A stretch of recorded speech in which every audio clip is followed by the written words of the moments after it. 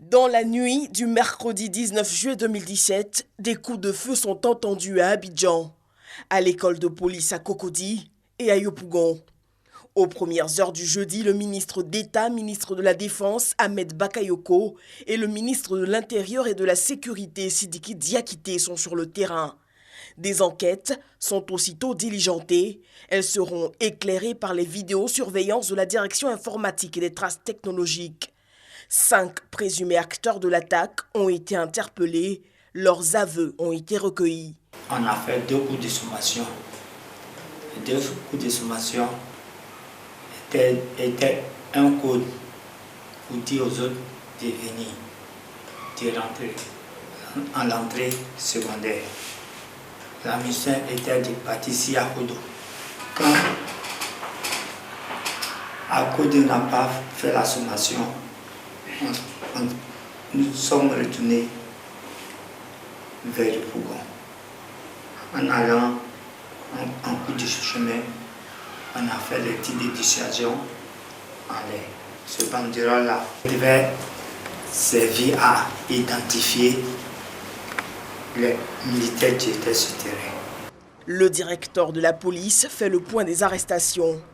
Dans la nuit du 19 juillet, aux environs de 22 h, des individus non identifiés ont profité du retour des élèves permissionnés à l'école de police pour s'infiltrer au sein de l'école et s'attaquer à la base du CCDO. Ils ont emporté des armes et se sont dirigés vers Yopougon. Suite à l'action conjuguée de la police nationale, de la gendarmerie nationale, du CCDO et des FACI, ils ont été mis en déroute et la quasi-totalité de l'armement et des munitions a été retrouvée. Plusieurs personnes ont été interpellées, dont les principaux acteurs. Il s'agit de Guénien Rodrigue, dit Ecclésias, Séridois Alain, militaire déclaré grand malade en service au bataillon blindé d'Akwedo, le nommé Kwaku Kwasi Israël dit Virus, le sergent des Fassi Boussou Wassa, militaire au bataillon blindé en service au CCDO, et le sergent des Fassi Pekula Mathias, militaire du bataillon blindé en service au CCDO. Les investigations se poursuivent. Elles devraient permettre de mettre la main sur toutes les personnes impliquées dans l'attaque. Ce sont les mêmes individus qui ont sévi à Azagué et les enquêtes sont toujours en cours.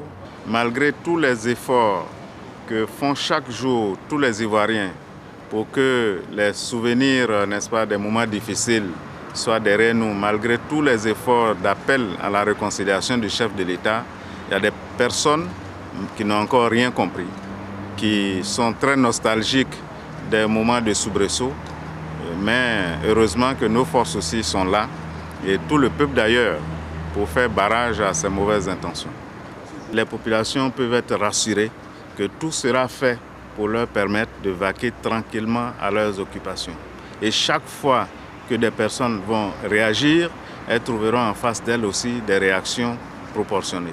L'occasion pour le ministre de la Sécurité et de l'Intérieur de rassurer les populations quant aux dispositifs sécuritaires déployés autour des Jeux de la francophonie. La francophonie se déroule dans de très bonnes conditions, comme vous le constatez. Tous les sites sont sécurisés. Les étrangers qui sont venus nous visiter, les amis de la Côte d'Ivoire, vaquent tranquillement à leurs occupations. Ils font même du tourisme sur le territoire national. Et je peux vous dire qu'à ce niveau, nous n'avons pas d'inquiétude. À ce stade de l'enquête, la totalité des armes emportées a été récupérée. L'attaque avait fait un mort et un blessé.